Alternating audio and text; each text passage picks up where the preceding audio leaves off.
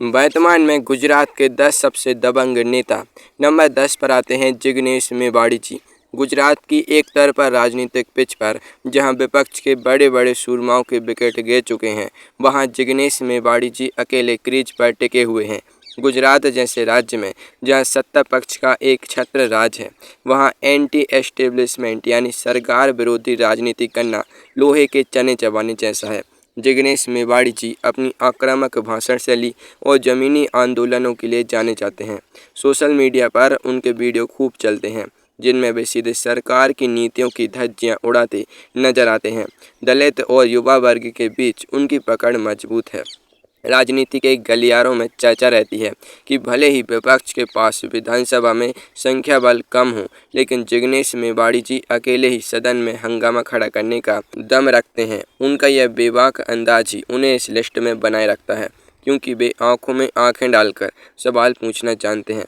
अब बात करते हैं एक ऐसे चेहरे की जो मैदान पर क्रिकेट की गुगली और राजनीति के मंच पर बयानों की गुगली दोनों को अच्छे से संभालना जानता है। इस नेता के तेवर देखकर बड़े बड़े अधिकारियों के पसीने छूट जाते हैं। नंबर 9 पर है रिबाबा जडेजा जी। जामनगर उत्तर से विधायक रिबाबा जडेजा जी सिर्फ एक बड़े क्रिकेटर की पत्नी नहीं है, बल्कि राजनीति में उन्होंने अपनी एक अलग ही कड़क पहचान बनाई है। सौराष्ट्र के राजपूत समाज में उनका खासा प्रभाव है। उनकी दबंगई का अंदाजा आप सोशल मीडिया पर वायरल उन वीडियो से लगा सकते हैं जहां वे अपनी ही पार्टी के सीनियर नेताओं और मेयर तक को सरेआम मंच पर खरी खोटी सुना देती हैं।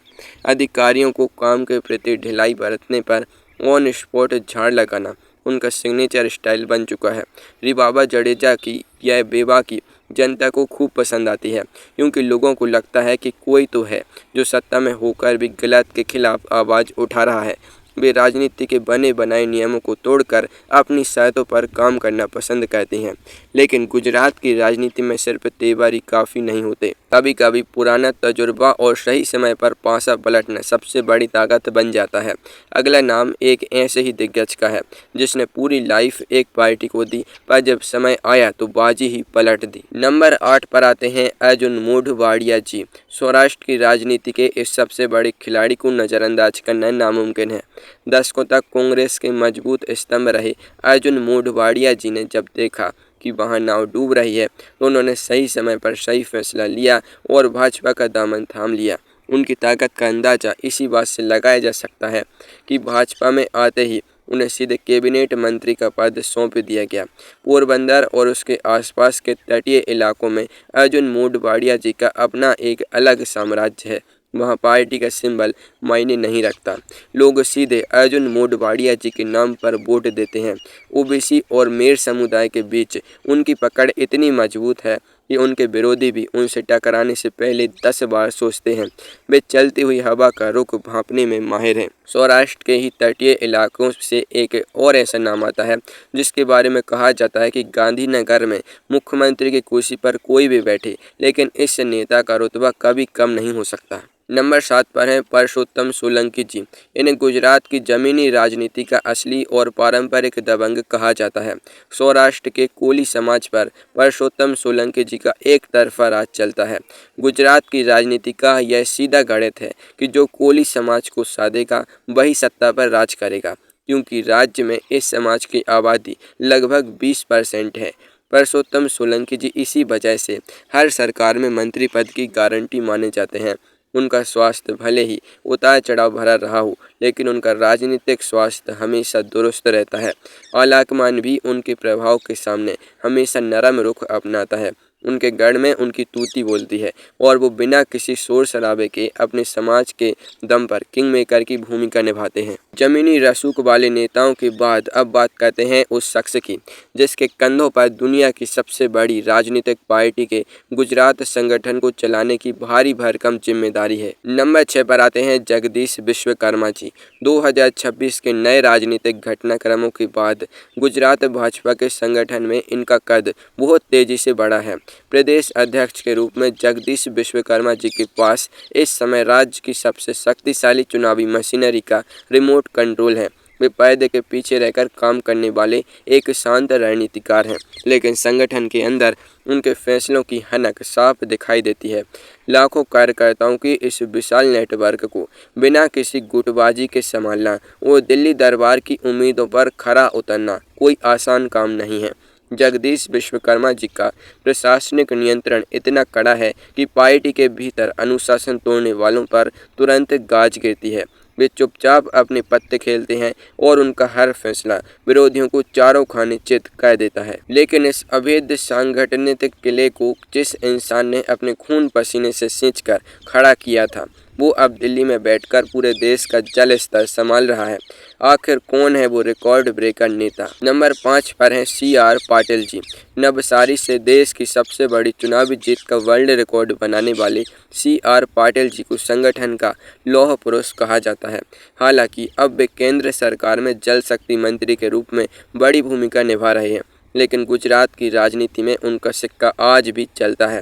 उन्होंने गुजरात भाजपा में पेज कमेटी का जो माइक्रो मैनेजमेंट मॉडल तैयार किया था, उसकी वजह से आज विपक्ष को जमीन ढूंढने से भी नहीं मिल रही है। CR पाटिल जी के बारे में कहा जाता है कि वे बेहद सख्त टास्क मास्टर हैं।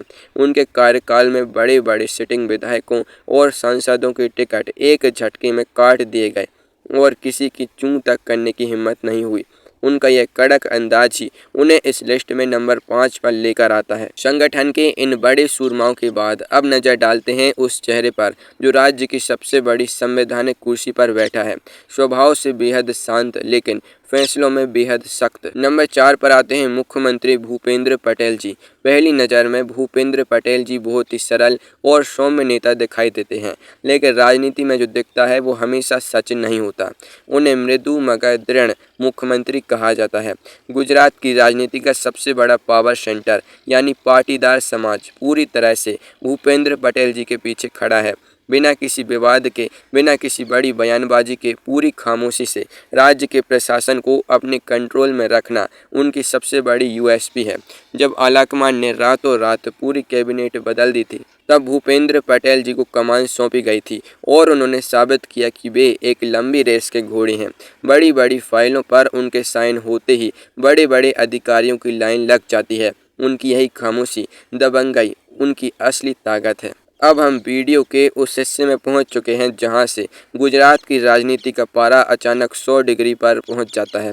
अगला नाम एक ऐसे युवा का है जिसे गुजरात की जनता राजनीति का सिंघम कहती है। नंबर 3 पर है हर्ष संघवी जी। गुजरात की राजनीति के इस सबसे बड़े राइजिंग स्टार ने 2026 में इतिहास रच दिया है। गृह मंत्री के रूप में उनके कड़े फैसलों को देखते हुए अब उन्हें गुजरात का उप मुख्यमंत्री यानी डिप्टी CM बना दिया गया है। हर्ष संघवी जी की दबंगाई का स्टाइल बिल्कुल अलग है। ड्रग माफियाओं के नेटवर्क को पूरी तरह ध्वस्त करना हो, पेपर लीक करने वालों को जेल भेजना हो या फिर अवैध संपत्तियों पर बुलडोजर चलवाना हो, हर्ष संघवी जी का एक्शन हमेशा ऑन द स्पॉट होता है। सोशल मीडिया पर युवाओं के बीच उनकी लोकप्रियता किसी बॉलीवुड स्टार से कम नहीं है। देर रात तक खुद ग्राउंड पर जाकर कानून व्यवस्था का जायजा लेना उनका रूटीन बन चुका है। डिप्टी CM बनने के बाद अब उनके पास पावर भी है और जनता का बेहिसाब समर्थन भी।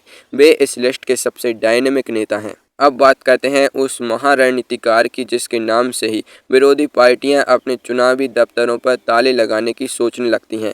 दिल्ली में बैठते हैं लेकिन गुजरात का पत्ता पत्ता उनकी मर्जी से हिलता है। नंबर 2 पर आते हैं केंद्रीय गृह मंत्री अमित शाह जी। भारतीय राजनीति के आधुनिक चाणक्य कहे जाने वाले अमित शाह जी का कद किसी भी लिस्ट में हमेशा टॉप पर ही रहेगा। गांधीनगर के सांसद अमित शाह जी भले ही दिल्ली में देश की सुरक्षा संभालते हों, लेकिन गुजरात की ब्यूरोक्रेसी, सहकारी बैंकों, डेयरी पॉलिटिक्स और स्थानीय निकायों तक हर जगह उनका सीधा और अटूट नियंत्रण है। गुजरात भाजपा में किसकी एंट्री होगी और किसका पत्ता कटेगा, इसका अंतिम फैसला हमेशा अमित शाह जी की डायरी से ही निकलता है। उनकी राजनीतिक कार्यशैली में समझौते के लिए कोई जगह नहीं होती। वे जो ठान लेते हैं उसे पूरा करके ही दम लेते हैं। गुजरात का हर छोटा बड़ा नेता उनके सामने नतमस्तक रहता है, क्योंकि सब जानते हैं कि चाणक्य की नज़र से कुछ भी छिप नहीं सकता। और अब वक्त आ गया है उस नंबर 1 नाम का जिसके बिना गुजरात की राजनीति का इतिहास, वर्तमान और भविष्य तीनों ही अधूरे हैं। एक ऐसा नेता जो खुद में ही एक पूरी राजनीतिक संस्था है। नंबर 1 पर निर्विवाद रूप से मौजूद हैं प्रधानमंत्री नरेंद्र मोदी जी। गुजरात की राजनीति का विश्लेषण तब तक शुरू ही नहीं हो सकता जब तक नरेंद्र मोदी जी का नाम न लिया जाए। भले ही वे देश के प्रधानमंत्री हैं और विश्व स्तर पर भारत का प्रतिनिधित्व कर रहे हैं, लेकिन गुजरात आज भी उनका अपना घर है। 2001 से लेकर आज तक गुजरात में भाजपा का मतलब सिर्फ और सिर्फ नरेंद्र मोदी जी ही रहा है। राज्य का आम वोटर आज भी किसी उम्मीदवार का चेहरा देखकर नहीं, बल्कि नरेंद्र मोदी जी के नाम और विकास मॉडल पर एक तरफा वोट देता है। वे गुजरात की अस्मिता के सबसे बड़े प्रतीक हैं। गुजरात की सत्ता पर उनका प्रभाव 100% अटूट है और उनकी मर्जी के बिना वहाँ की राजनीति की दिशा तय नहीं हो सकती। वे कल भी नंबर 1 थे, आज भी नंबर 1 हैं और आने वाले लंबे समय तक नंबर 1 ही रहेंगे।